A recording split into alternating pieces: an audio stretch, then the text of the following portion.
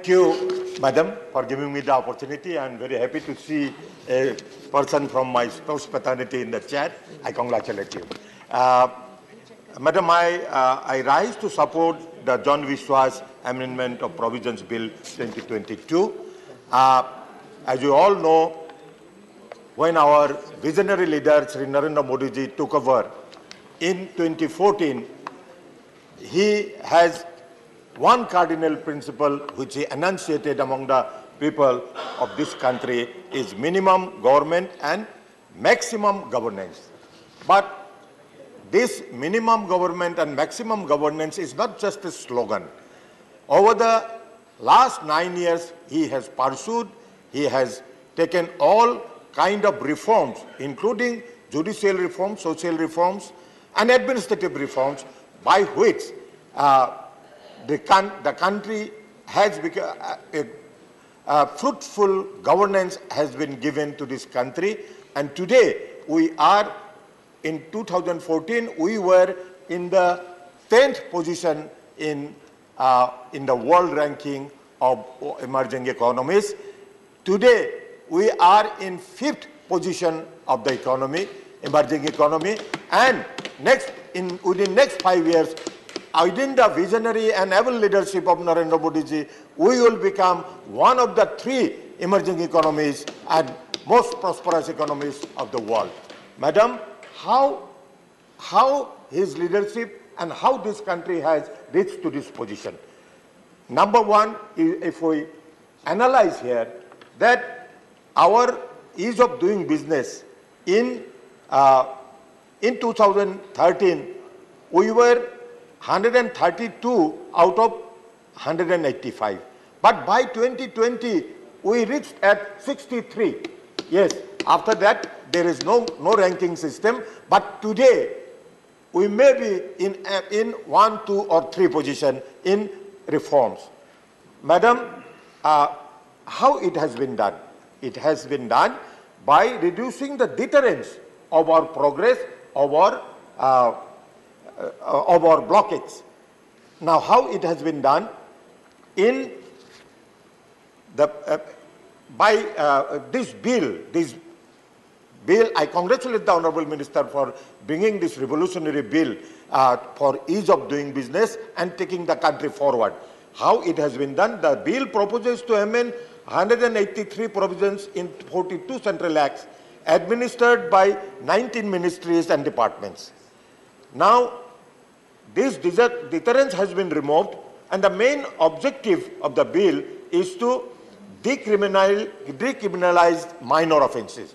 This is one deterrent that has been removed by this bill, and the bill, the need of the bill was to reduce the undue pressure on the judicial system, to create a fair way to decide how strong the punishment should be for wrongdoing based on how serious the offence is.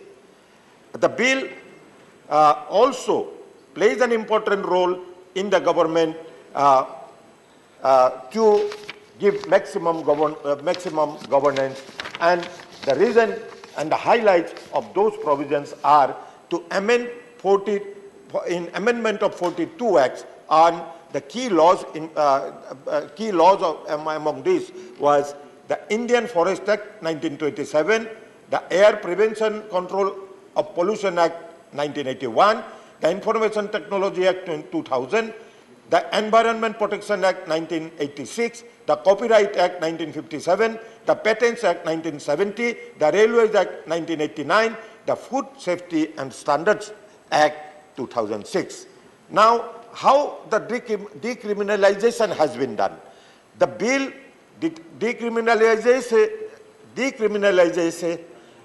certain offences by replacing imprisonment with monetary penalties instead of a fine. Offences under Information Technology Act 2000 can lead to imprisonment or fine. The bill introduces a penalty of penalty up to rupees 25 lakhs. Offences under the Patents Act 1970 involving falsely represented articles face a fine The bill replaces it with a penalty up to 10 lakhs rupees.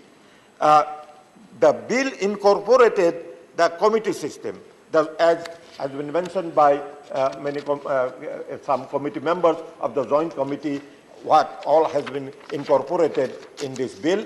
So I am not going to repeat that. I only want to highlight one point, that the fines and penalties of various offences in the specified act will be increased by 10% of the minimum amount every 3 years. The bill also introduces compounding of offences in some provisions, so the offenders can settle their cases by paying a certain amount without going through the court process. Now, there are other provisions which can be appreciated, like appointment of adjudicating officers. And now, what is the benefits of the bills? This bill has brought judicial reforms in a system, in a very indirect system, like with over 5.2 crore court cases pending in India, the highest in the world. This bill will help in reducing case pendency to some extent and facilitate a more efficient and effective justice dispensation. The bill, also being referred to as the ease of business bill, will foster trust-based governance by ensuring that citizens, businesses, the government departments operate without fear of imprisonment for minor, technical or procedural defaults.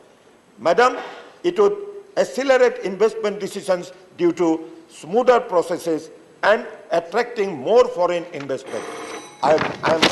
There are some other suggestions in the bill. I am not going to repeat that, but I will very well express some of my concerns in this bill, which Honourable Minister will enlighten us how this bill is going to overcome this.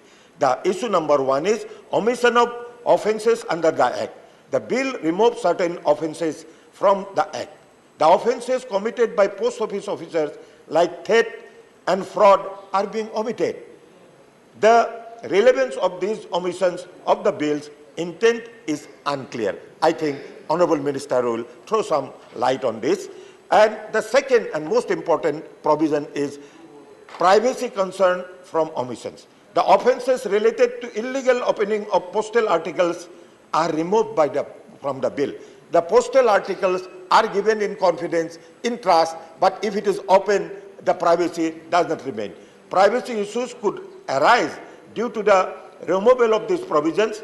Personal data such as health insurance and credit card information may be compromised.